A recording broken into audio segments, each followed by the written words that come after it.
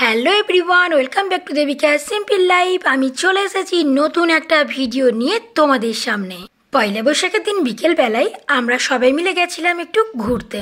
রানীগঞ্জ রাজবাড়ি মোড় থেকে একটা বাস নিয়ে সোজা পৌঁছে গেছিলাম আসানসোল বাস স্ট্যান্ড থেকে একটা অটো করে আমরা এখন যাচ্ছি আসানসোল সেন্ট্রাম মল। এখানে আছে সোনাইয়ের বান্ধবী, ওর মা, ওর পিসি, মাসি, সকলে মিলে আমরা সবাই মিলে অনেক আনন্দ করতে করতে এখন ঘুরতে যাচ্ছি। সবাই মিলে কোথাও যাওয়ার আনন্দটাই আলাদা, কি বলো? অনেক সময় এমনটা হয় যে কোথাও যাওয়ার প্ল্যান করে প্ল্যানটা কিন্তু ক্যান্সেল হয়ে যায়, কিন্তু এই প্ল্যানটা ক্যান্সেল হয়নি। দু একদিন আগে আমরা ঠিক করেছিলাম যে পয়লা বৈশাখের দিনে বিকেলবেলায় আমরা সেন্ট্রাম মলে ঘুরতে যাব। অবশেষে আমরা সবাই মিলে পৌঁছে গেছি সেন্ট্রাম মলে। আচ্ছা, তোমরা ভিডিও শেষে বলবে কিন্তু আমরা কতজন মিলে ঘুরতে গেছিলাম। আচ্ছা, তোমরা কে কে সেন্ট্রাম মলে ঘুরতে এসেছিলে বলো তো? আমি তো আগে কখনো আসিনি, এই প্রথমবার এলাম সেন্ট্রামে ঘুরতে। বাইরে দু একটা ছবি টবি তুলে নিয়ে তারপরে গেছিলাম ভেতরের দিকে।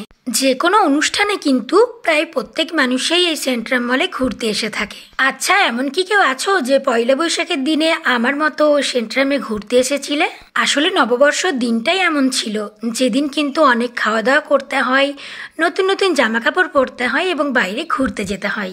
আমাদের বাঙালিদের এই নববর্ষের দিনটা হচ্ছে খুবই একটা স্পেশাল দিন, তাই প্রায় প্রত্যেক বাঙালিরাই এই দিনে অনেক অনেক আনন্দ করে থাকে। আচ্ছা, তোমরা কোথায় কোথায় ঘুরতে গেছিলে?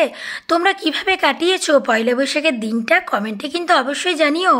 সেন্ট্রাম মলে ঘুরতে এসে আমরা তো ভাবিনি যে শপিং করব। আসলে শপিং করতে কারই না ভালো লাগে। আমরা সবাই মিলে এখন ঢুকে পড়েছি জুডিওতে।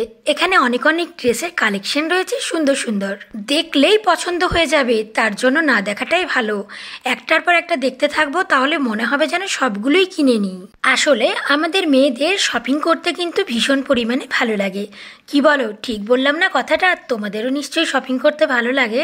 তবে সব ড্রেসগুলোর খুব একটা যে বেশি দাম তাও নয়, মোটামুটি রিজনেবল প্রাইসের মধ্যেই রয়েছে। কিন্তু দেখতে দেখতে হঠাৎ করে আমাদের একটা কুর্তি পছন্দ হয়ে গেল, তাই আমরা একটা করে কুর্তি নিয়ে নিয়েছি এবং সোনাইয়ের জন্য নিয়েছি একটা টি শার্ট, আর সোনাইয়ের একটা ফ্রেন্ড আছে, ও নিয়েছে সেম কালারের একটা টি শার্ট। আর এইদিকে অবস্থা দেখো, আমরা লিফটে নামছি, হঠাৎ করে আমাদেরই একজন পার্টনার কিন্তু নামতে পারছিল না, মানে ভয় করে আর কি।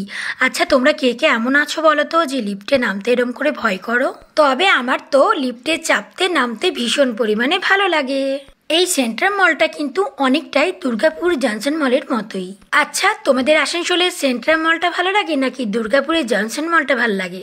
কোনটা ভালো লাগে কমেন্টে অবশ্যই জানিও। কিন্তু এখানে এসে নিয়ে আমরা তো অনেক মজা করেছি, আমাদের ভীষণ পরিমাণে ভালো লেগেছে।